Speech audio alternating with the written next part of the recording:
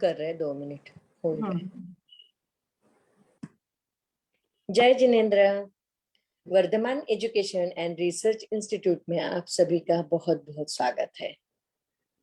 उत्तराध्ययन सूत्र का 34वां अध्ययन लेशा का विधिवत अध्ययन तथा विवेचन प्रोग्राम में आज हमारा 15वां क्लास है।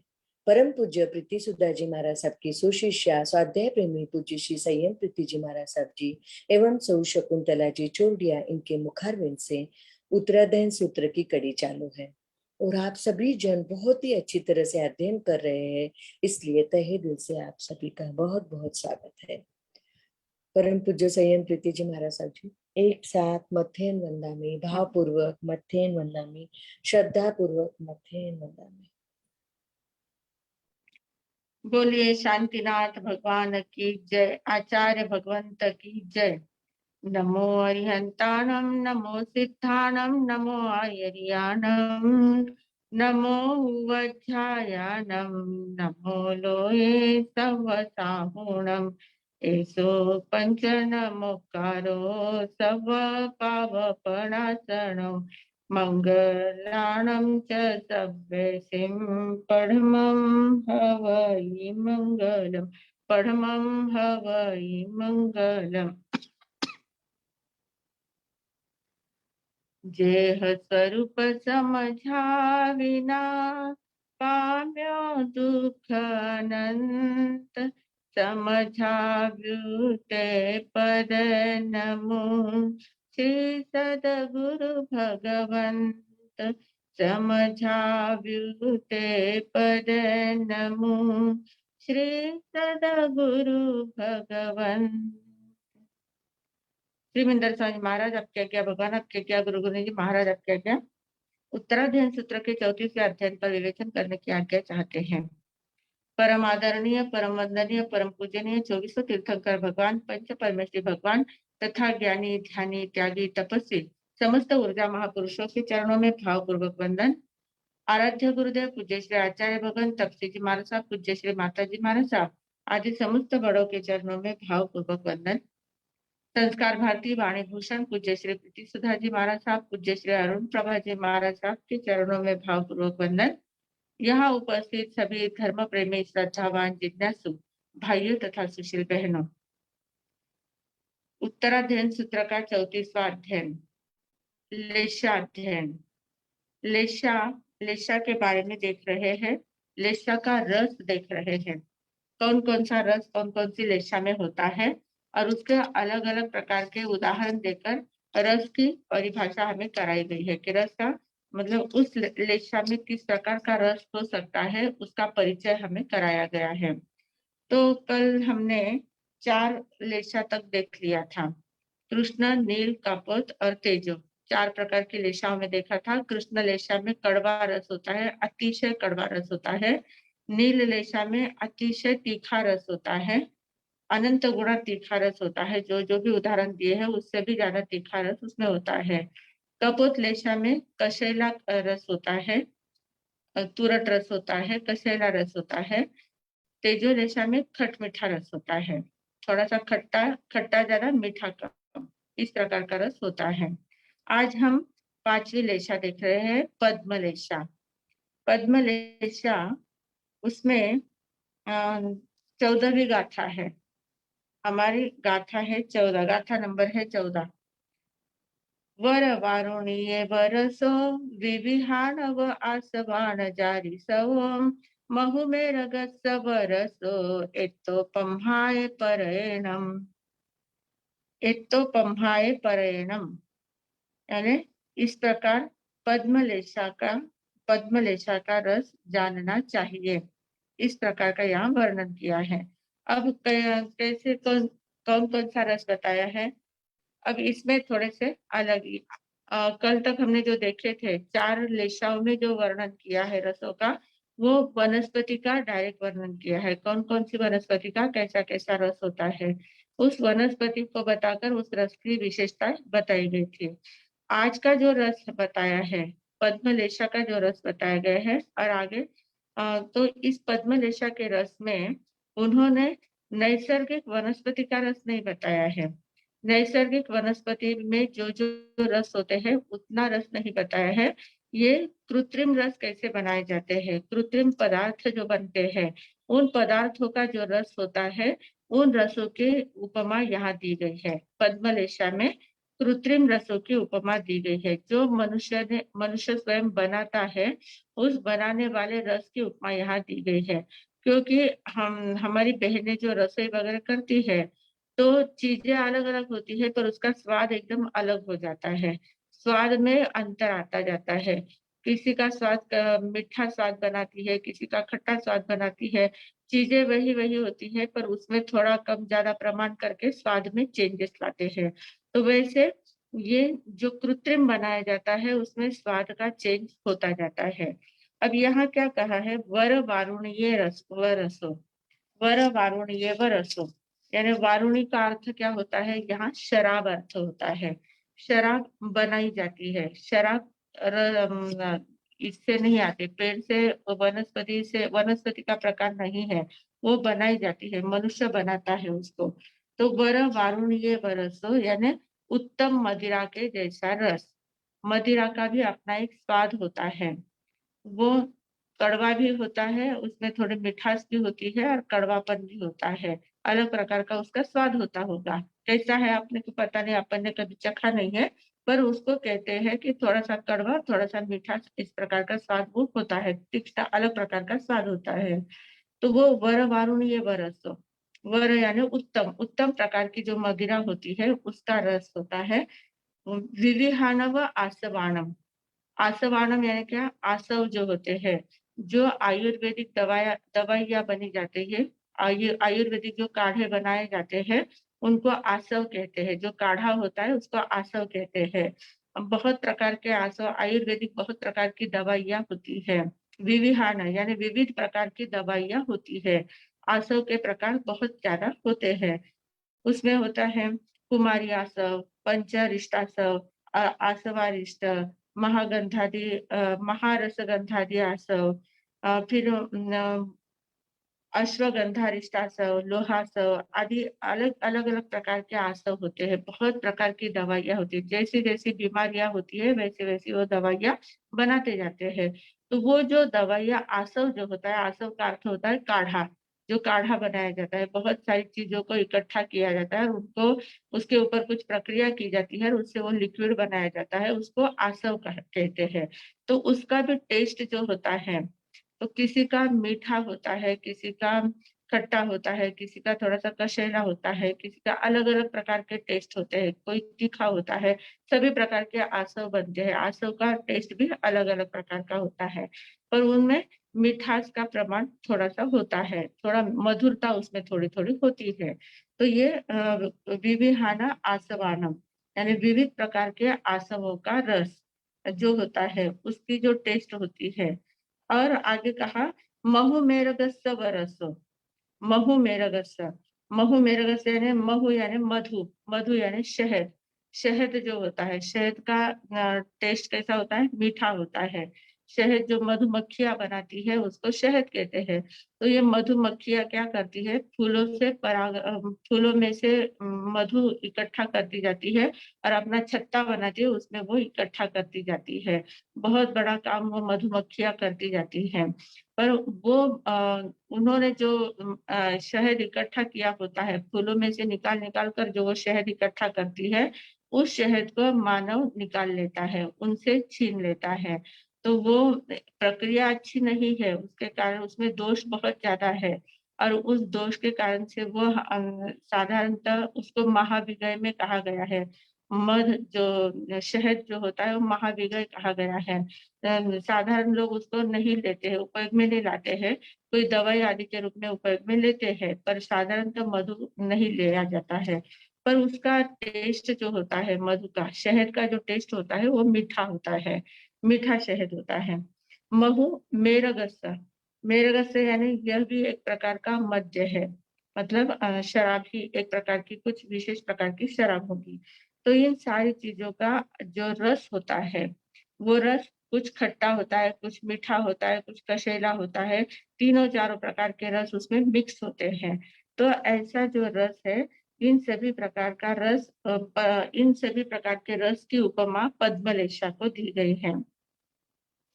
अब ये जो सभी प्रकार के पेय बताए हैं, इसमें पेय वस्तु ही ज़्यादा ली है। सभी सभी जो चीज़ें हैं वो पेय यानी पीने के योग्य है, लिक्विड जैसी है। तो ये जो पेय वस्तुएँ हैं, इन सारी पेय वस्तुओं का एक प्रकार से स्वास्थ्य के लिए उपयोग होता है। ये जितनी भी दवाइयों के रूप में, दवाइयाँ के रूप में या स्वास्थ्य स्वस्थता प्राप्त करने के लिए इसका उपयोग किया जाता है। अब इसमें जो पहले शहद कहा जो पहले शराब कहा है, वर वारुणीय वरसो, शराब कहा है, तो शराब का भी औषधि के रूप में उपयोग किया जाता है। कोई-कोई लोग बहुत ज़्यादा खाँसी आती है या बहुत कुछ अलग प्रकार की कुछ बीमारियाँ होती हैं, तो उसमें शराब का भी उपयोग किया जाता है, पर वो दवाई के तौर पर थोड़ा-सा किया जाता है।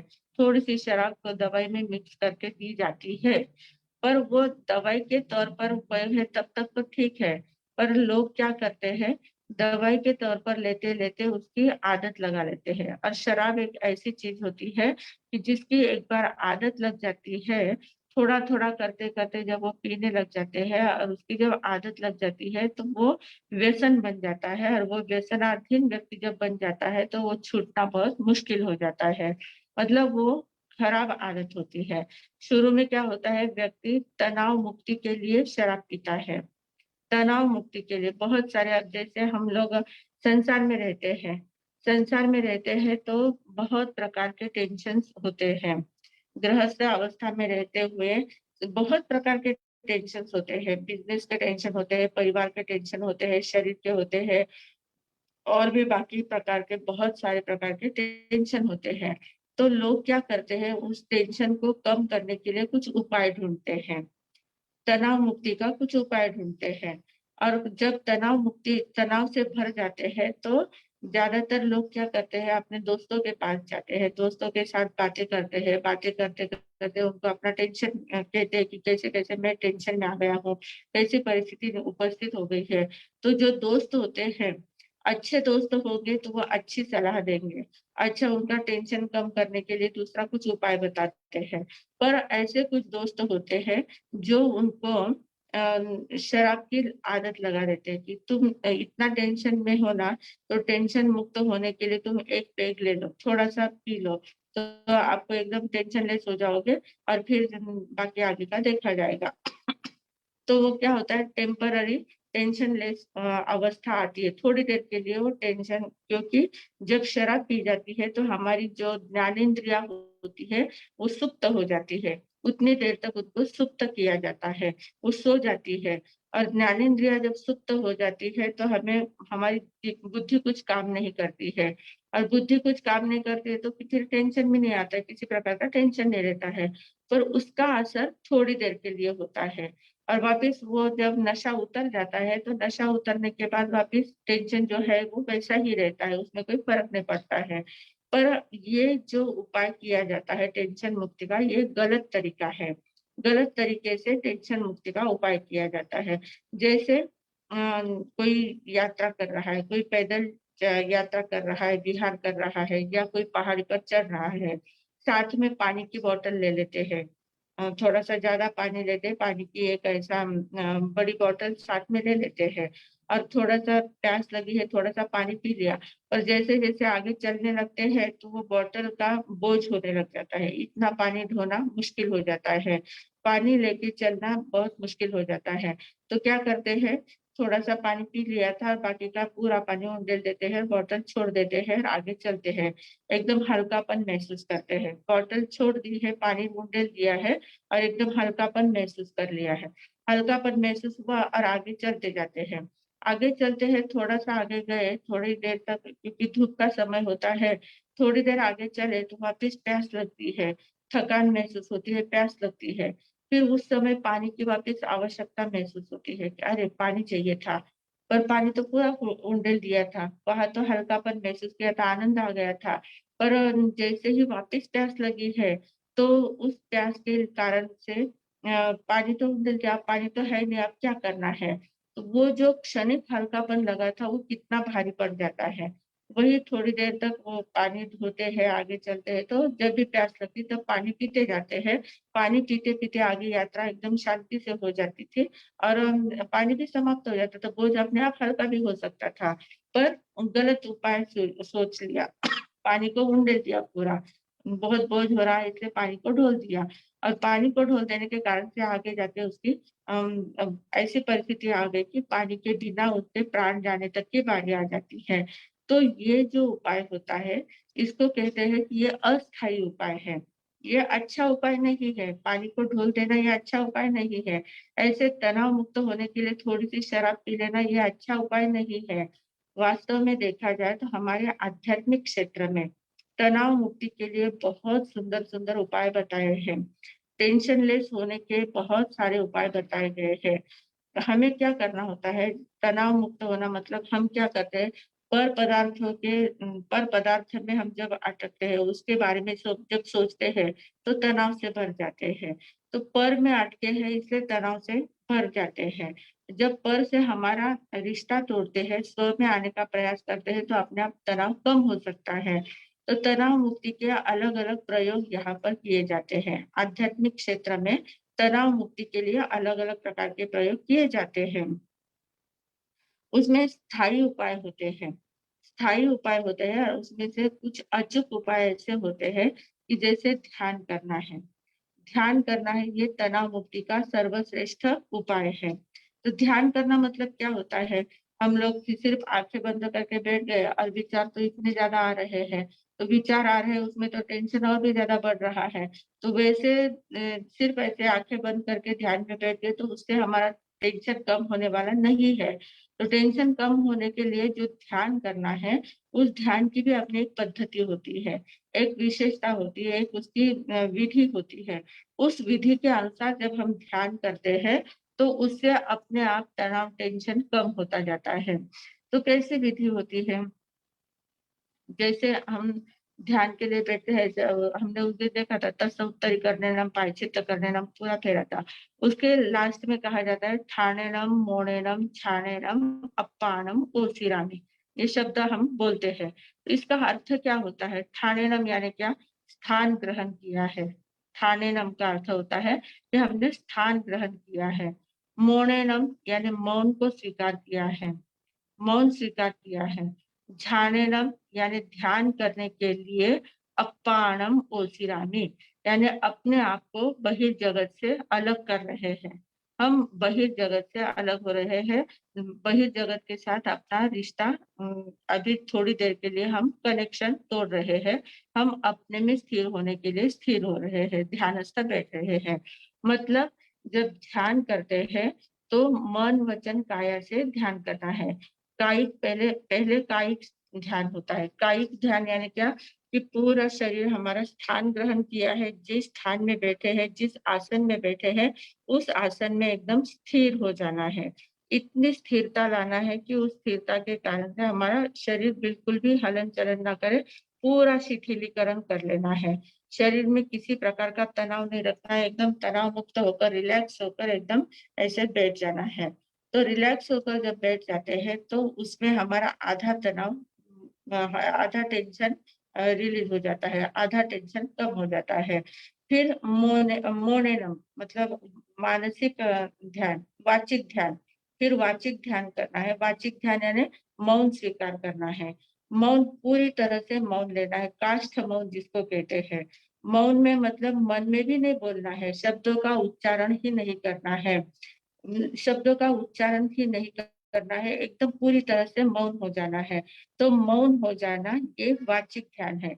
तो मौन मतलब कैसा मौन? हम जो सोचते हैं, विचार करते हैं, तो विचारों में शब्दों का प्रयोग करते हैं। कोई भी विचार करते हैं हम, हमारे दिमाग में कोई भी विचार आता है, किसी के बारे में भी सोचते हैं, तो या तो चित्र के रूप में विचार करते हैं या शब्द के रूप में विचार करते हैं। अंतर ही अंदर में बोलते जाते हैं हम, शब्द हमारे निकलते जाते हैं। कोई भी विचार रहा तो उसके बारे में हम शब्द के रूप में या चित्र के रूप में विचार करते हैं। तो वो शब्द के रूप में जो विचार करते हैं, तो वो भी मौन नहीं कहा जाता है, वाचिक वाचा बोला ही जाता है, बोलने की ही क्रिया होती है। तो उसका भी मौन करना है। मतलब शब्द रूप में कोई चिंतन ही नहीं करना है। शब्द रूप में चिंतन नहीं करना है, मतलब शब्द का उच्चारण मन में भी नहीं करना है। ये ऐसी मौन करना है, शब्द का उच्चारण हमारे मन में भी ना आए, इस प्रकार की मौन करना है। तो ये वाचिक ध्यान होता है, तो मौन करना है, पूरी तरह से काष्ठ मौन करना है। आर्य मौन या काष्ठ मौन उसको कहते हैं कि किसी प्रकार का कोई भी शब्द ही उच्चारण नहीं, मन में भी नहीं और वचन में भी नहीं आता है। और फिर मानसिक ध्यान, जब शब्द का उच्चारण नहीं करते हैं तो फिर अपने आप निर्विचार अवस्था आ जाती है। शब्द का उच्चारण ही नहीं करना है तो विचार ही नहीं आएंगे, विचारों में हमें शब्द बोलने ही पड़ते हैं, शब्दों का ही चिंतन करना पड़ता है। तो शब्द ही नहीं है तो चिंतन का सवाल नहीं आता है, फिर निर्विचार अवस्था आती है। और ऐसे निर्विचार अवस्था जितनी देर तक हमारी रहती है तब तक हमारा टेंशन ही नहीं रहता है। टेंशन किसका रहता है? विचारों में टेंशन आता है, विचार करते हैं तब टेंशन आता है। किसी भी चीज का, अब जैसे बिजनेस में कोई हमें घाटा हुआ है, कोई प्रॉब्लम आ गया है, तो उसका हम चिंतन करते हैं, चिंतन करके टेंशन आ जाता है, अरे बाप रे ऐसा हो गया तो क्या होगा, वैसा हो गया तो क्या हो गया, उसने आके मुझे ऐसा मेरे ऊपर इतना दबाव लाया तो मैं क्या करूंगा, उसने मुझे ऐसा पूछा तो मैं क्या जवाब दूंगा। इस प्रकार के कितने प्रकार के विचार मन में आते हैं और उन विचारों के कारण से हम ज्यादा ज्यादा तनाव में चले जाते हैं, टेंशन में चले जाते हैं, डिप्रेशन तक चले जाते हैं। तो ये जो अवस्था होती है ये शब्द शब्द के चिंतन के कारण से, विचार के कारण से होती है। तो मन से हमें पूरी तरह से निर्विचार हो जाना है।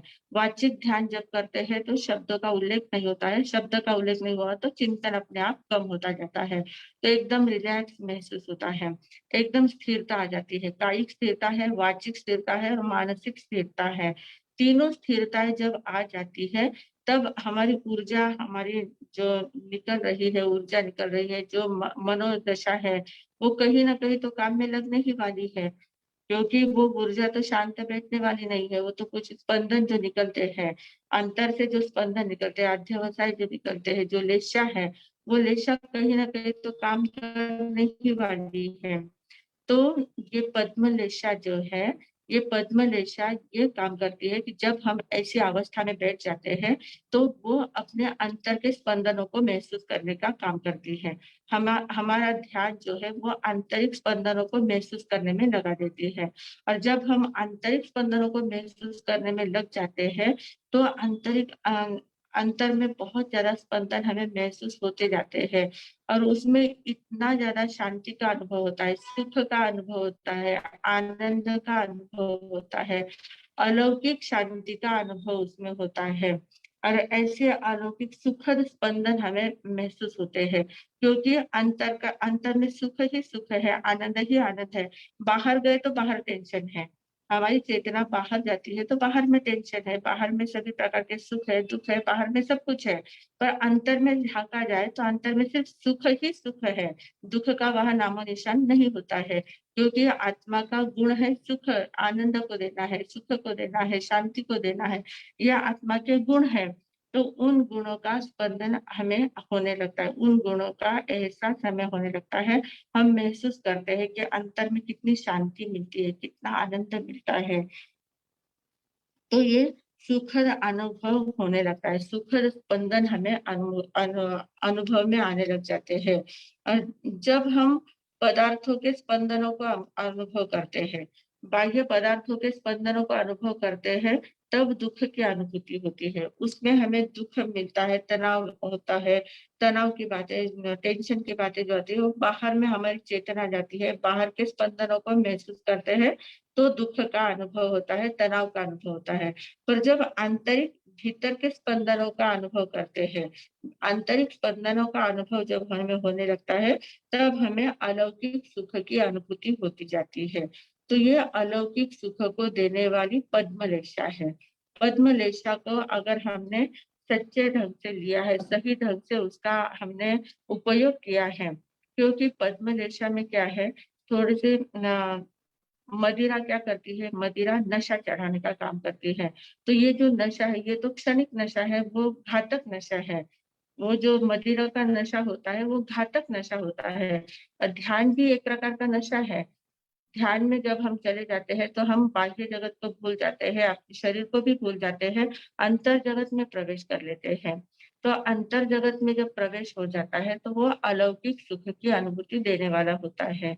बाह्य जगत का जो बाह्य जगत की अनुभूति होती है वो दुखदायी होती है, और अंतर जगत की अनुभूति होती है वो सुखदायी होती है, सुखपूर्वक होती है। तो ध्यान का मूल सूत्र होता है। ध्यान जब हम करने बैठते हैं तो ध्यान का मूल सूत्र क्या है? जागरूकता और अंतर्मुखता। जागरूक रहना है। जब हम अंतर में प्रवेश करते हैं, ध्यान में बैठते हैं, तो ध्यान में बैठते हैं, शिथिलीकरण करते हैं। शरीर शिथिल हो गया है, मौन ले लिया है, मानसिक विचारों की शांति आ गई है। तो पर उस समय हमें निद्रा आने की बहुत ज़्यादा संभावना होती है। हम नींद में जाने की भी संभावना हमारी बहुत ज़्यादा हो जाती है, क्योंकि थोड़े से रिलैक्स हुए कि तुरंत नींद आने लग जाती है। तो नींद आई तो नींद में हम चले जाते हैं, यानी बेहोश हो जाते हैं। तो ऐसी बेहोशी नहीं लाना है। ध्यान में बैठते समय हमें पूर्ण जागरूक रहना है। जागरूकता हमारी होनी चाहिए। जागरूक रहे तो ही ध्यान अवस्था है, नहीं तो नींद में आए तो वो निद्रा अवस्था हो जाती है। निद्रा अवस्था यानी बेहोशी की अवस्था हो जाती है। तो बेहोशी की अवस्था यानी वही शराब पीने जैसी अवस्था है। तो उसमें कोई मतलब नहीं होता है। उससे हमें शांति नहीं मिलती है, उससे हमें स्थायी आनंद नहीं मिलता है। तो स्थायी आनंद अगर प्राप्त करना है तो उसके लिए जागरूकता बहुत जरूरी होती है, अवेयरनेस। इतना जागरूक रहना है कि शरीर को तो भुला देना है, शरीर के प्रति जागरूक नहीं रहना है, अंतर शक्ति के प्रति जागरूक रहना है। हमारे अंतर के स्पंदन एक-एक स्पंदन हमें महसूस होने लग जाए। छोटे-छोटे स्पंदन, बारीक सूक्ष्म स्पंदनों को हम महसूस कर सके, आंतरिक ध्वनि को हम सुन सके। क्योंकि हमारी जो 5 इंद्रियाँ हैं, इन पाँचों इंद्रियों के जो विषय हैं, जो हमें बाहर से जो इंद्रिया के विषय जो बाहर से ग्रहण करते हैं, वे पाँचों विषय हम अंतर से भी ग्रहण कर सकते हैं। उन पाँचों विषयों की आंतरिक अनुभूति भी हमें हो सकती है। जैसे हमने उस दिन ध्वनि का सुना था, ध्वनि जो बाहर अनाहत नाद होता है, एक प्रकार का निसर्ग की एक ध्वनि होती है, जिसको ओंकार भी कहते हैं, प्रणव मंत्र भी कहते हैं, जो अनाहत है, कहीं पर आहत नहीं हुआ है, पर एक प्रकार की ध्वनि चल रही है। तो ये बाहर की ध्वनि है, पर हमारे अंतर में भी वो ध्वनि सुनाई देती है। ध्वनि से कान से ही नहीं सुनाई देती है, हमारे रोम-रोम से ध्वनि सुनाई देती है।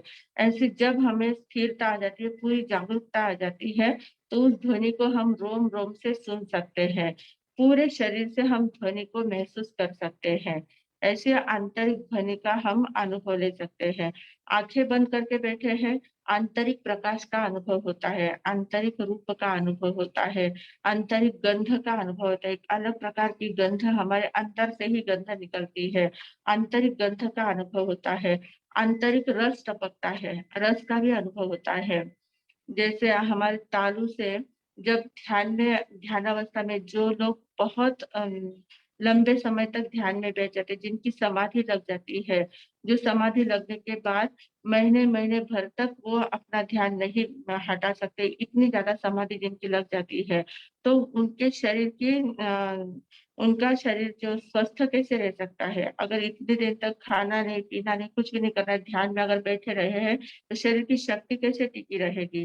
तो शरीर की शक्ति टिकाए रखने के लिए उनको आंतरिक रस का अनुभव होता है। अंतर में ऐसा रस टपकता है, अमृत जैसा रस टपकता है, जिसके कारण से शरीर एकदम स्वस्थ रहता है, ना भूख लगती है, ना प्यास लगती है, एकदम आनंद के साथ वह आंतरिक आनंद में डूबे रहते हैं।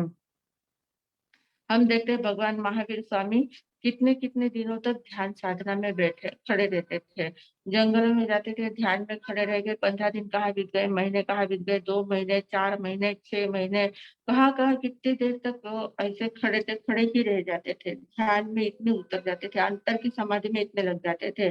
तो उस समय उनका शरीर का और कहीं पर भी हमें ऐसा नहीं दिखता है कि भगवान की काया एकदम क्रूश हो गई है, इतनी ज़्यादा तपश्चर्या कर के एकदम वो सूख गई है उनकी काया, ऐसा कहीं पर भी हमें फ़ोटो नहीं दिखता है भगवान का, और कहीं सुनने में भी नहीं आता है। भगवान का शरीर कैसा था? स्वस्थ था, एकदम सुदृढ़ शरीर था, कहीं पर भी उनकी ऐसी सूखापन उनके अंदर नहीं था। तो ये कैसे टिका रहता था? इतनी तपस्या करने के बाद 12.5 वर्ष में सिर्फ 349 दिन तक उन्होंने पारणा किया, 349 बार सिर्फ भोजन किया है, 12.5 वर्ष में। कितनी बड़ी साधना उनकी हुई थी और इतनी साधना में भी उनका शरीर किंचित भी नहीं सूखा। इसका कारण क्या था? क्योंकि वो आंतरिक रस का अनुभव लेते थे। आंतरिक रस ऐसा टपकता था, आंतरिक में अंतर का रस जिसको प्राप्त करने की कला आ जाती है, उसको अन्न पानी की कोई जरूरत ही नहीं होती है। वे कितने ही सालों भर तक ऐसे ही रह सकते हैं, बिना अन्न पानी के रह सकते हैं। इतनी ज्यादा शक्ति हमारे अंतर में होती है, तो उस आंतरिक शक्ति का अनुभव होता जाता है। तो ये सारे अनुभव अंतर में जब हमारी जागरूकता बनी रहती है, ध्यान में उतरते हैं, अंतर्मुखता बनती है, जागरूकता बनती है, तो ये सारी आंतरिक शक्तियाँ हमारी खुलने लग जाती है, आंतरिक शक्तियाँ जागने लग जाती है, हमारी प्रतिभा में ऐसा निखार आ जाता है। हम जो भी बोलते हैं, जो भी जिसके जहाँ भी जाते हैं, हमारा अस्तित्व सबको प्रिय लगता है, अच्छा लगता है। और हमारी प्रज्ञा का जागरण हो जाता है। पढ़ाई करने की ज़रूरत नहीं है, बिना पढ़ाई के ही अंदर का ज्ञान खुलने लग जाता है, प्रज्ञा का जागरण होने लग जाता है और ऊर्जा का ऊर्ध्वीकरण होने लग जाता है। हमारी जो ऊर्जा नीचे-नीचे बहती है, वो ऊर्जा हमारी ऊपर उठने लग जाती है और जैसे-जैसे ऊर्जा का ऊर्ध्वीकरण होता जाता है, अलग-अलग प्रकार के अलौकिक विकास हमारा हो जाता है, अंतर के आलोक का विकास होने लगता है, अंतर की शक्ति का विकास होने लगता है। तो ये सारी बातें लेशाओं के शुद्धिकरण के कारण होती है। जब हम लेशा के अधीन बन जाते हैं, जो अशुभ लेशाएँ हैं, उनके अधीन जब बन जाते हैं, तो उनके अधीन बनने के कारण से हमारी इन सारी शक्तियों का ह्रास होता जाता है। सारी शक्तियाँ अंदर ही अंदर में सिकुड़ जाती है। सभी के अंदर इतनी शक्तियाँ हैं। ऐसा ज़रूरी नहीं कि जो सिर्फ साधना करने वाले जो बड़े-बड़े संत हैं, अरिहंत परमात्मा है या साधु संत है, उन्हीं के पास शक्तियाँ होती है, बाकी के पास नहीं होती है, ऐसा नहीं है। जो प्राणी मात्र के पास जहाँ-जहाँ आत्मा है, वहाँ-वहाँ ये सारी शक्तियाँ है ही, पर उनको खोलने की कला हमें अवगत होनी चाहिए। वो खोलना अगर आ गया, तो हम एकदम समृद्ध अंतर से समृद्ध बन जाते हैं। बाहर की समृद्धि तो बहुत छिछरी होती है, बहुत थोड़ी होती है, पर आंतरिक समृद्धि जो होती है वो अलौकिक होती है, उसका वर्णन करना भी बहुत कठिन हो जाता है। तो इस प्रकार ये पद्मलेशा में यहाँ ये उदाहरण दिया, उसके कारण से इतनी बातें याद आ गई। मदिरा का पहले उदाहरण दिया था, मदिरा क्या करती है? नशा देती है, तो वो नशा बहुत क्षणिक होता है और घातक होती है। पर ये जो नशा है, आंतरिक जो हमारा ध्यान का नशा लग जाता है, आध्यात्मिक जब नशे में हम उतर जाते हैं, तो हमारी इतना फ़ायदा होता है, स्थायी हम टेंशन लेस हो जाते हैं, तनाव मुक्ति का स्थायी उपाय हमें मिल जाता है और हम अंतर के आनंद में ऐसे डूबे रहते हैं। तो इस प्रकार ये सारे प्रकार पद्मलेशा के रस के प्रकार बताए हैं। वर वारुण ये वरस विविहान या आसवानम महुमेरगस्य वरस एक तो पंहाय परेणम। इस प्रकार पद्मलेशा की रस के प्रकार बताए गए हैं। तो ये सारे रस जो है इनमें क्या है, थोड़ा-सा मीठापन भी है, थोड़ा खट्टापन भी है, थोड़ा कषैलापन भी है, सभी प्रकार के मिक्स रस होते हैं। तो पद्मलेशा वाला जो बोलता है, पद्मलेशा वाला जिसके साथ जैसे बात करते जाता है, तो उस बात करने में थोड़ा मीठापन भी होता है, थोड़ा खट्टापन भी होता है। वो क्या करते हैं गुण ज़्यादा देखे, उनकी गुण दृष्टि भी ज़्यादा बन जाती है, गुण दृष्टि बन जाती है। सभी में गुण देखते रहते हैं। पर गुण देखते-देखते थोड़ा-सा कहीं तो भी एक-आध दोष भी देख लेते हैं। पद्मलेशा वाला जो होता है, तेजोलेशा वाला जो होता है वो गुण देखता है पर दोष ज़्यादा देखता है, गुण थोड़े कम देखता है। पर पद्मलेशा वाला जो है वो गुण ज़्यादा देखता है और एक-आध दोष निकाल लेता है। एक-आध दोष छोटे से बारीक दोष की ओर उसका ध्यान चला जाता है। दोष को वो बचा नहीं सकता है, दोषों की दृष्टि उनकी थोड़ी-सी बन जाती है। तो इस प्रकार पद्मलेशा वाला है और वह बहुत सद्गुणी भी होता है। पद्मलेशा वाला जो होता है, पद्मलेशा वाले की जो बोली होती है वो इतनी मीठी होती है, अच्छी होती है। अच्छा बोलते हैं पर अच्छा बोलते-बोलते कटु शब्द भी बोल देते हैं। सत्य वो बोलते हैं पर कटु सत्य का ज्यादा उपयोग करते हैं। कटु सत्य का उपयोग ज्यादा करते हैं पद्मलेशा वाले। उनकी भाषा इस प्रकार से होती है कि जो मीठी तो लगती है पर बीच में थोड़ा-सा खट्टापन आ जाता, थोड़ी-सी कड़वास में आती है, क्योंकि तीखापन थोड़ा-सा आ जाता है, क्योंकि बहुत सत्य बातें सभी को पचती नहीं है। किसी को बातें सत्य बातें अच्छी लगती है, पर सबको पचती नहीं है और हर एक बार सत्य बोलना होता है, सत्यम वदम प्रियम वदम। सत्य बोलना है पर वो प्रिय सत्य बोलना है। अप्रिय सत्य कभी किसी को अच्छा नहीं लगता है।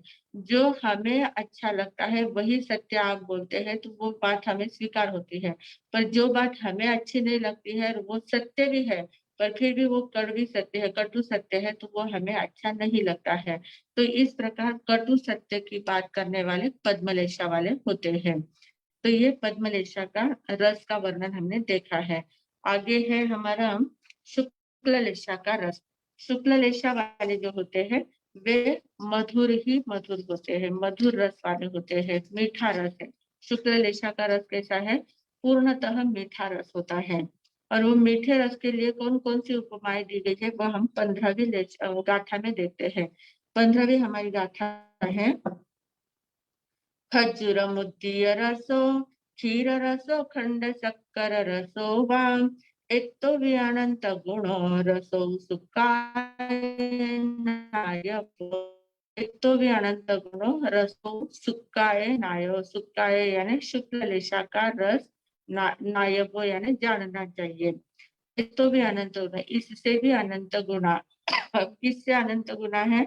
खज्जूर मुद्दीय रसो। खजूर यानी खजूर जो होती है जिसको हम डेट्स कहते हैं, डेट्स एंड ग्रेप्स। मुद्दीय यानी ग्रेप्स यानी द्राक्ष, अंगूर। तो खजूर और अंगूर इनका जैसा रस होता है, मीठा रस होता है। क्षीर रसो यानी क्षीर, दूध का रस। दूध कैसा होता है? दूध भी मिठास होती है दूध में। जो प्योर दूध होता है, गाय का दूध होता है, उसकी मिठास कुछ अलग ही होती है। तो क्षीर रसो यानी मीठा रस, दूध के जैसा रस होता है, जो एकदम पौष्टिक होता है और एकदम अच्छा होता है, स्वास्थ्यवर्धक होता है। ऐसा दूध का रस के समान उसका रस होता है। और खंड शक्कर रसोवा। खंड यानी खंड का अर्थ खांड यानी शक्कर ही होता है और शक्कर दो प्रकार की शक्कर बताई है। तो खंड यानी जो खड़ी शक्कर जिसको कहते हैं, बड़ी बड़ी शक्कर होती है, बड़े बड़े जिसके गोले होते हैं उसको खंड शक्कर कहते हैं। और दूसरी होती है आपने जो नॉर्मल यूज करते हैं वो शक्कर होती है, सादी शक्कर। तो ये खंड शक्कर रसोवा, दो खड़ी शक्कर और सादी शक्कर, शक्कर के जैसा उसका रस होता है। एक तो भी अनंत गुना, इससे भी अनंत गुना मीठा मधुर रस किसका होता है? शुक्ल लेशा वाले का होता है। तो ये शुक्ल लेशा में सभी माधुर्य रस से परिपूर्ण शुक्ल लेशा होती है। शुक्ल लेशा वाले का जो जीवन होता है वो माधुर्य से परिपूर्ण होता है। वो जो भी बोलता है उसके मुंह से जैसे अमृत ही निकलता है। एकदम मीठा मीठे ही बातें करते हैं, एकदम सभी को अच्छी लगने वाली बातें उनके मुंह से निकलती जाती है। ये जितनी भी उपमाएं दी गई है शुक्ल लेशा के लिए, ये सभी उपमाएं एक से बढ़कर एक उपमाएं है। खजूर मुद्दीय रसो खंड शक्कर रसो वा, खजूर मुद्दीय रसो, क्षीर रसो खंड शक्कर रसो वा। तो खजूर, द्राक्ष, दूध और खड़ी शक्कर और शक्कर, इस प्रकार सब एक से बढ़कर एक ऐसे माधुर्य रस से परिपूर्ण ऐसी उपमाएं दी गई है। और ये मिठास की मात्रा इसमें अधिकाधिक होती जाती है। हर एक में इसे खजूर से द्राक्ष मीठी, द्राक्ष से दूध मीठा, दूध से शक्कर मीठी, शक्कर से खड़ी शक्कर मीठी, ऐसे एक एक एक एक ज्यादा से ज्यादा दिया जाता है। तो इसका अर्थ क्या होता है? जो शुक्ल लेशा में जीता है, शुक्ल लेशा में जीने वाला जो व्यक्ति होता है, शुक्ल लेशा का स्थान कौन सा कहा गया है? आज्ञा चक्र। तो आज्ञा चक्र में जो जीता है उसका जीवन माधुर्य से भर जाता है। मधुरता उसके रस रस में टपकती है, उसके शरीर के कण कण में मधुरता टपकती है। जैसे कृष्ण के लिए शब्द एक गीत आता है, मधुराष्टक गीत कहा जाता है जिसको, अधरम मधुरम वचनम मधुरम मधुराधिपते अखिलम मधुरम। मतलब उनके हर एक अवयव का वर्णन किया है, और हर एक अवयव कैसा है, मधुर मधुर मधुर मधुर ही है। उनका बैठना मधुर है, चलना मधुर है, बोलना मधुर है। जो भी कहता है, उनके शरीर का एक एक अवयव मधुर है। उनके पास देखते हैं तो माधुर्य का ही अनुभव होता है, कि मधुरता ही मधुरता हमें दिखती जाती है। तो ऐसे मिठास की मात्रा उसकी बढ़ती जाती है, शुक्ल लेशा वाले की। और शुक्ल लेशा वाले का जीवन कैसा होता है, जो शुक्ल लेशा में जीता है उसका जीवन कैसा होता है, एकदम छोटे बच्चे जैसा हो जाता है। छोटे बच्चे जैसा, एकदम निरागस, किसी प्रकार का राग द्वेष की भावना उसके मन में नहीं होती है। निरागसता, एकदम निष्पाप वृत्ति उनकी हो जाती है। निरागसता होती है, निर्मलता होती है, इनोसेंट होते हैं, एकदम इनोसेंट हो जाते हैं। किसी प्रकार का कुछ भी आगे पीछे, कुछ तेरा मेरा, अंदर बाह्य में अलग कुछ भी नहीं होता है। जो अंदर वही बाहर, जो सबको अच्छा लगता है वही उनको अच्छा लगता है। इतनी ज्यादा मधुरता, इतना ज्यादा इनोसेंट बना उनके अंदर आ जाता है, निरागसता उनके अंदर आ जाती है। और जैसे छोटे बच्चे बोलते हैं तो सबको मीठा लगता है। छोटे बच्चे का अस्तित्व ही हमें मीठा लगता है। छोटा बच्चा अगर देखिए, बहुत अच्छा सुंदर बच्चा है, उसका हंसना भी हमें सुखानुभूति कराता है। उसका बोलना भी हमें सुखानुभूति करता है। उसका वो बोलता है तो हमें ऐसा लगता है कि सुनते रहो, कितना अच्छा बोलता है, बार बार उसको बुलाते रहते हैं हम। तो छोटे बच्चे जैसी बोली हमें जैसे मीठी लगती है, ऐसे शुक्ल लेशा वाला जो जीव होता है, उसकी बोली हमें मीठी लगती है। वो जो भी बोलता है, उसका बोला हुआ हमें सुनने का ही मन करता है, सुनने का ही मन करता है। उसका हमें कभी बोरियत महसूस नहीं होती है। सुनते ही रहो, ऐसा उनका अस्तित्व होता है। और उस शुक्ल लेशा वाले का अस्तित्व और व्यक्तित्व दोनों ऐसे होते हैं कि जो सुखानुभूति देने वाले हैं, सबको सुख की अनुभूति कराने वाले होते हैं। सबको उनका, वो जब भी आके बैठते हैं, जब भी उनके सामने हम जाते हैं, उनके पास हम जाते हैं, तो हमें एक अलग प्रकार का आनंद मिलता है, और अलग प्रकार के एक मिठास का अनुभव होता है, कि कैसा माधुर्य है इनके जीवन में, कैसा माधुर्य भरा जीवन है, कितना अच्छा लगता है। ऐसा एकदम सुखानुभूति उनके द्वारा होती रहती है। और ऐसे छोटे बच्चों में ये माधुर्यता बहुत ज्यादा होती है। जैसे जैसे थोड़ा बड़े होने लग जाते हैं, बाहर के राजकारण में पढ़ते जाते हैं, संसार में जैसे जैसे हमारा प्रवेश होता जाता है, तो वैसे वैसे हमारी ये माधुर्यता कम कम होती जाती है। हम भी जब बच्चे थे तब हमारे अंदर भी इतनी ही मधुरता थी, बहुत ज्यादा माधुर्य था। और वो माधुर्यता धीरे धीरे जैसे जैसे रात पढ़ने लगते हैं, तेरा मेरा समझने लगता है, संसार की बातों में हम पढ़ते हैं, ये मेरा है, ये मम्मी मेरी है, पापा मेरे है, ये दूसरा है, वो वैसा है, वो ये चीज मेरी है, वो चीज मेरी है। ऐसा राग द्वेष जब बाहर में पड़ जाते हैं, तो जैसे जैसे बाहर में पढ़ते गए तो हमारी माधुर्यता कम कम होती जाती है, मधुरता कम कम होती जाती है। तो उस मधुरता को वापस लाने के लिए हमें शुक्ल ध्यान की साधना करनी पड़ती है। तब हमें शुक्ल लेशा में प्रवेश करने का प्रयास करना पड़ता है। हमारी चेतना को ऊर्ध्वरोही बनाना पड़ता है, ऊर्ध्वगमन कराने के लिए प्रयास करना पड़ता है। और जब हमारी चेतना ऊर्ध्वगमन करती है, जब ये अभी जैसा बताया पद्म लेशा के अनुसार, जब ध्यान साधना में हम उतर जाते हैं, तब वापिस वही माधुर्यता जो बचपन में थी, वही माधुर्यता हमारे जीवन में आ सकती है, उतर सकती है। तो ऐसा हमारा जीवन एकदम सुंदर बनता है, माधुर बनता है, और एकदम मीठा मीठा बन जाता है। तो ये 6 लेशाओं के जो रस बताए गए हैं, इन 6 लेशाओं के रस का संबंध हमारे मन वचन काया के साथ होता है। मतलब लेशा जो हमारे अंतर से जो ऊर्जा बाहर निकल रही है, उस ऊर्जा की जो हमारी अनुभूति बाहर जो अभिव्यक्ति है, विचारों की अभिव्यक्ति है, बोलने की अभिव्यक्ति है, स्पंदनों की जो अभिव्यक्ति है, ऊर्जा की अभिव्यक्ति है, इसके द्वारा हमारी लेशा बाहर प्रकट होती है। तो उस लेशा को हमें किस प्रकार से उसका रस कैसे होता है, उस लेशा का रस कैसे होता है, उस लेशा की अनुभूति हमें किस किस प्रकार से होती है। तो बोलने के माध्यम से होती है, विचारों के माध्यम से होती है, शारीरिक क्रियाओं के माध्यम से भी होती है। तो मन वचन काया के आचरण से, मन वचन काया के व्यापार से हमारा रस टपकता है, लेशा का रस टपकता है और उस लेशा के रस की अनुभूति बाहर में होती है। हमारे बोलने में कड़वाहट है, विचारों में कड़वाहट है, आचरण में कड़वाहट है, या तीखापन है, या कशैलापन है, या खटमिठापन है, खट्टापन है, या खटमिठापन है, या सभी प्रकार के मिक्स बना है, या एकदम माधुर्यता है। तो ये सारे हमारे 6 प्रकार के कैटेगरीज हमारे मन वचन काया के आचरण से प्रकट होती जाती है।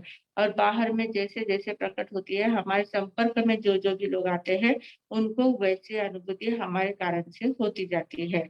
तो हमें ये बात ध्यान में लेना है कि हमारे जीवन से माधुर्यता प्रकट होती रहे, मधुरता प्रकट होती रहे, हमारे वाणी में मधुरता हो, हमारे विचारों में मधुरता हो, हमारे आचरण में मधुरता हो, और जिसके कारण से सभी को अच्छा अच्छा लगता रहे और सभी को सुखानुभूति होती रहे, सभी को आनंदानुभूति होती रहे। और सभी को आनंदानुभूति कब देंगे? जब हमारे अंदर आनंदानुभूति होगी, जब हमारे अंदर हम सुखानुभूति का अनुभव करते जाएंगे, सुखानुभूति को महसूस करते जाएंगे, तब हम दूसरों को भी सुख दे सकते हैं, आनंद दे सकते हैं। तो ये बातें ध्यान में लेना है कि तनाव मुक्ति के कौन कौन से कारण हो सकते हैं, तनाव मुक्ति का स्थायी कारण कौन सा है, अस्थायी कारण कैसा है। सिर्फ क्षणिक टेम्पररी कारण नहीं ढूंढना है, हमें एकदम स्थायी कारण ढूंढना है, जो लॉन्ग टर्म तक चल सकता है, ऐसा कारण हमें ढूंढना है, जो हमेशा के लिए रहता है हमारे पास, वैसा कारण हमें ढूंढना है।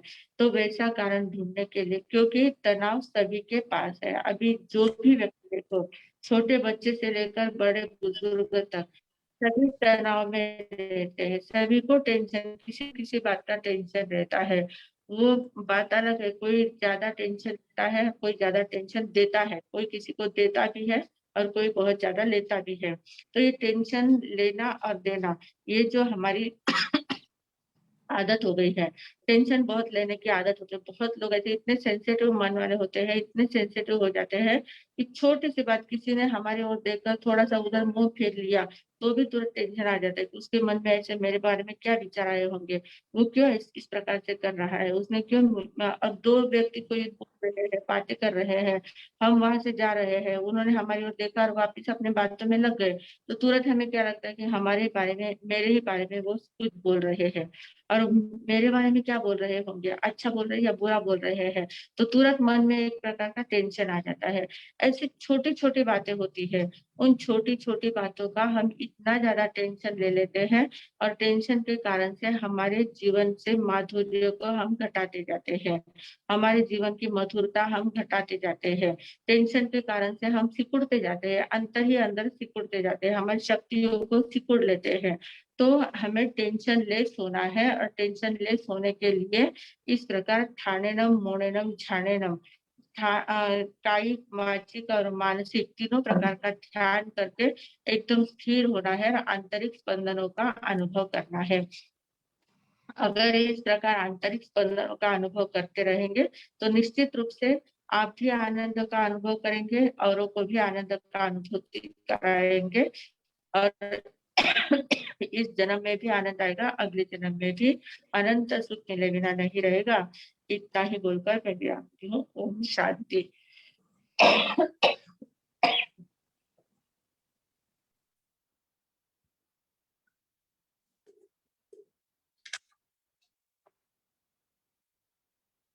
मथेनंदन, आवाज आ रही? हाँ, सभी जी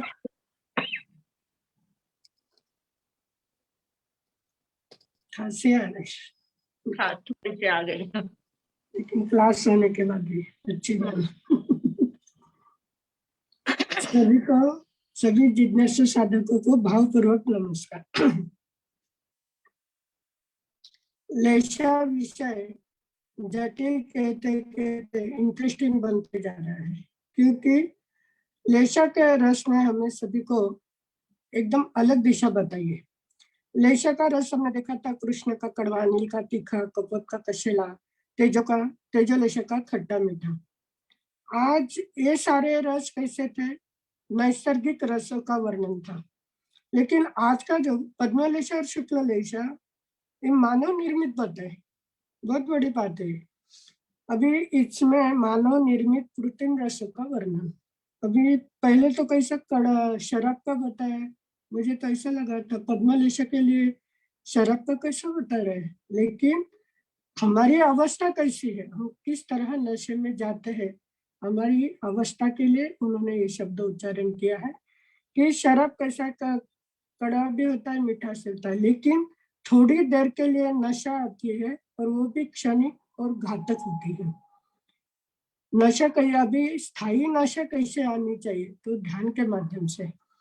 अभी शराब बताया, फिर आसव, आयुर्वेदिक काढ़े भी मानव निर्मित है। कितने प्रकार के काढ़े तैयार हो जाते हैं, आस्वादिष्ट, कुमारास्त्र, लोहास्त्र, बहुत सारे नाम दिए हमारे सामने। ऐसे अलग अलग प्रकार के काढ़े बनाए जाते हैं, वो स्वास्थ्य के लिए।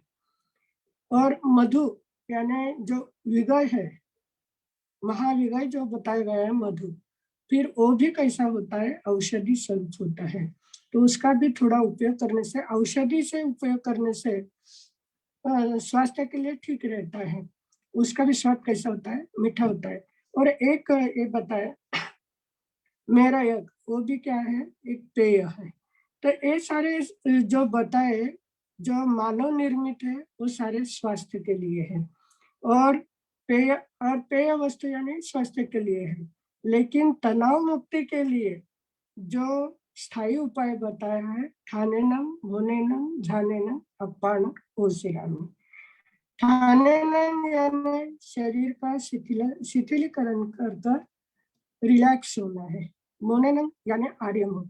हम क्या करते? मौन ले लेते हैं, ऊपर से बोलते नहीं, लेकिन अंदर में एक क्षण भी ऐसा नहीं है कि विचार आते नहीं है और मन में शब्द का उच्चारण चालू रहता है। उस उच्चारण पर हमारा नियंत्रण आना चाहिए, तब सही में आर्य मौन, काष्ठ मौन होती है। वैसे मौन करनी बहुत कठिन है, लेकिन वो प्रयास से जरूर हो सकती है। ठानेनम, मोनेनम, ध्यानेनम। अभी ये वाचिक ध्यान, मोनेनम है वो वाचिक ध्यान, कायिक ध्यान और मानसिक ध्यान। अभी जब वाचिक ध्यान आर्य मौन हो जाएगी तो शब्द का चिंतन नहीं, शब्द का चिंतन नहीं यानी निर्विचार अवस्था।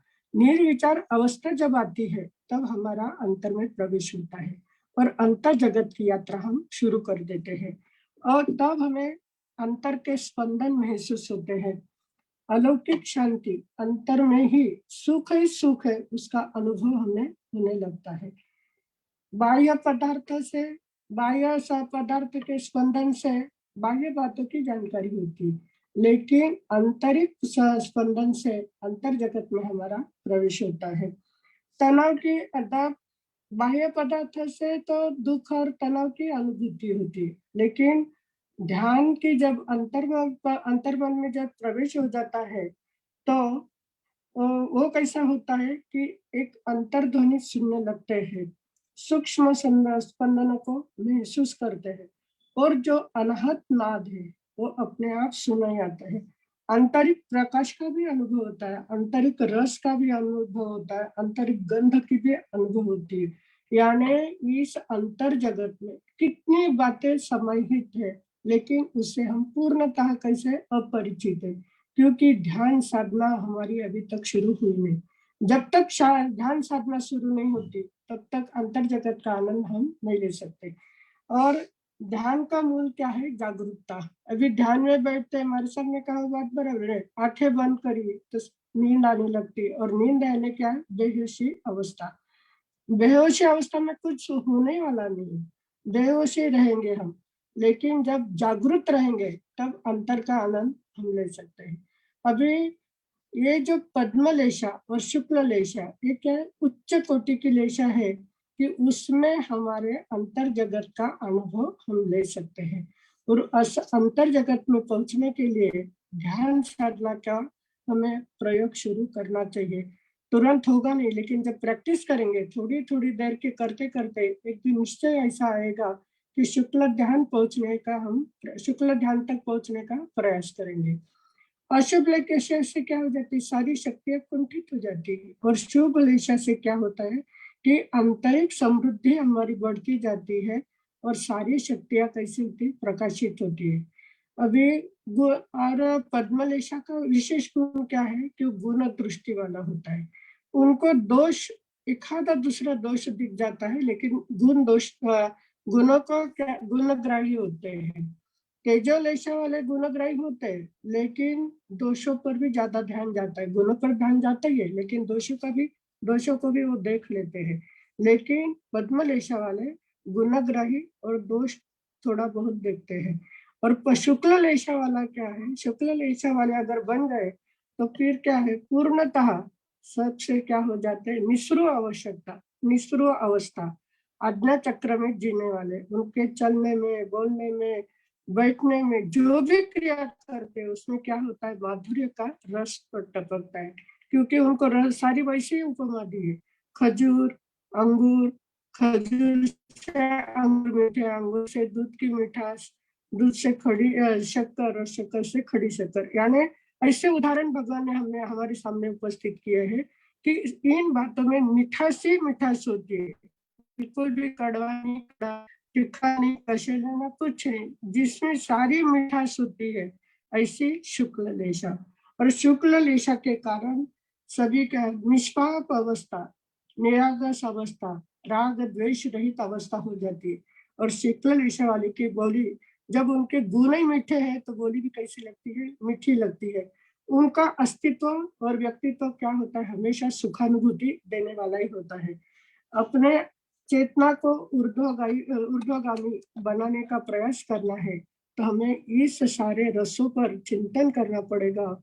और किस रस के कारण हमारे में पद्मलेशा यानी शुभ लेशा में हम प्रवेश कर सकते हैं। पद्मलेशा शुक्ल लेशा तक होना बहुत बहुत टाइम लगेगा, लेकिन तेजोलेशा से शुरुआत करेंगे तो एक एक हम क्या होगा, एक एक हमारी प्रगति होती रहेगी। और करते करते एक दिन तो शुक्ल ध्यान तक पहुंचने का प्रयास करना ही है।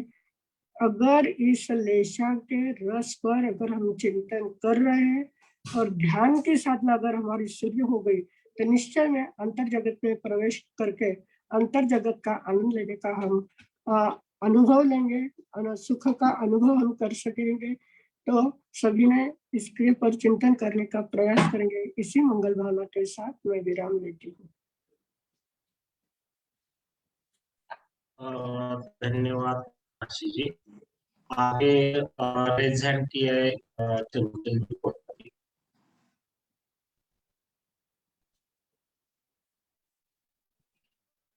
मथे नोंधाय मार्सा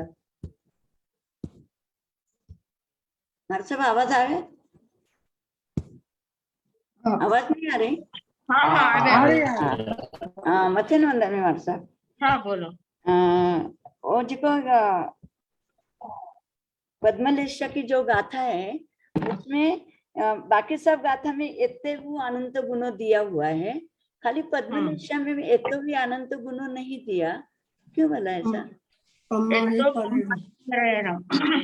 उसमें क्या है, पद्मलेशा की जो गाथा है उसमें उदाहरण थोड़े ज्यादा दिए हैं। महु मेरगस व रसो इसमें एक्स्ट्रा दिया गया है ना, मतलब शब्द थोड़े उदाहरण के जो शब्द है वो ज्यादा दिए गए हैं। तो वो शब्द उसमें गाथा में बैठने के लिए आगे एक तो भी अनंत उन्होंने कहा, एक तो पम्हाय परयणम पद्मलेशा के ये प्रकार है, इस प्रकार जान लेना चाहिए। तो ये उसमें शॉर्टकट इसलिए दिया है क्योंकि उदाहरण उसमें ज्यादा दिए हैं। क्योंकि वर वारुण्य वरसो बीबी आसवान जारी सहो और महु मेरगसो वो रसो, तो ये गाथाएं बैठने के लिए उसके उदाहरण थोड़े ज्यादा दिए थे, इसलिए उसमें वो एक तो भी अनंत गुण शब्द नहीं दिया है। बाकी सब में क्या है, एक ही लाइन में सभी उदाहरण दे दिया और नीचे दे दिया कि एक तो भी अनंत गुण आया क्या? हाँ हाँ मतलब थैंक यू। मथे नोंधाय। धन्यवाद। आगे है और एक 100 अभी आया है just। मतीन नंदा मार साहब, हाँ वो मेरा एक यानी क्या रहता है? महू मेरा गस्त महू एक प्रकार का मतलब मद्य ही होता है, मदिरा का ही एक प्रकार होता है मेरा एक, अच्छा, मदिरा वो का ही एक संग प्रकार होता है। और जारी से वो जारी से हो यानी जिस प्रकार। अच्छा, मतीन हाँ नंदा मी समझ आता है। हाँ धन्यवाद। धन्यवाद। आगे एक्चुअली अभी हैंड रेज नहीं है और मैसेज में बहुत ही अच्छे हमें समझ में आ रहा है और बहुत ही अच्छा उदाहरण देके समझा रहे हैं, बहुत ही अच्छा हमें समझ में आ रहा है जैसे मैसेज है। और अभी हैंड रेज हो गए हैं विमला बाबू, और नहीं दिख रहा है मुझे तो यहाँ, उन्होंने किया था फिर से निकाल दिया शायद। हाँ फिर से हाँ जी। ठीक है। पचकान ले लेते हैं करके। ओम शांति शांति शांति। उगळे सूर्य नवकारशी पोरशी सूर्योदय उपरांत नवकारशी पोरशी देड पोरशी आपापल्या पश्चात सहसागारणम सहसमाही त्यागारणम ओसिरे ओसिरे ओसिरे। किसी का एकासना, पीयूष जी कौन है, एकासना। ओम शांति शांति शांति। उगयसुरे एकासनारा एकटक उपरांत दिवसातील रात्राच्या विहारा पचकान अनर्थना भोगेनम सहसा गारणम सव समाही होती गारणम ओसिरे ओसिरे ओसिरे। एकादशी वालों को धन्यवाद। मंगल पाठ। ओम शांति शांति शांति। गुरुदेव की आज्ञा से चित्तारी मंगलम अर्यंता मंगलम सिद्धा मंगलम साहू मंगलम केवली पन्नतो धम्मो मंगलम। चत्तारी लोगुत्तमा अर्यंता लोगुत्तमा सिद्धा लोगुत्तमा साहू लोगुत्तमा केवली पन्नतो धम्मो लोगुत्तमो। चत्तारी शरणम पवज्जामि अर्यन्ते शरणम पवज्जामि सिद्धे शरणम पवज्जामि साहू शरणम पवज्जामि केवली पन्नतम धम्मम शरणम पवज्जामि।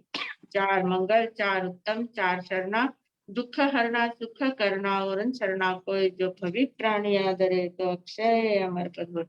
बोले भगवान महावीर स्वामी की जय। पूज्य श्री माता जी महाराज साहब की जय। संस्कार भारती पूज्य श्री प्रीति सुधा जी महाराज साहब की जय। पूज्य श्री अरुण प्रभा जी महाराज साहब की जय। सब साधु संतन की जय। आज के आनंद की जय। अशुभ लेशा से शुभ लेशा में आने का मंत्र सिखाने वाले परम पूज्य संयम प्रीति जी महाराज साहब जी को बहुत बहुत धन्यवाद, आभार आभार आभार। Vardhman education and research institute की तरफ से जो भी नए लोग जुड़े हैं, यूट्यूब के सभी जन और फेसबुक के सभी जन, सभी को भी बहुत बहुत धन्यवाद, आभार आभार आभार। अब हम मिलेंगे कल रात बराबर 9 बजे। शुभ रात्रि। शुभ रात्रि। आप देखूंगा।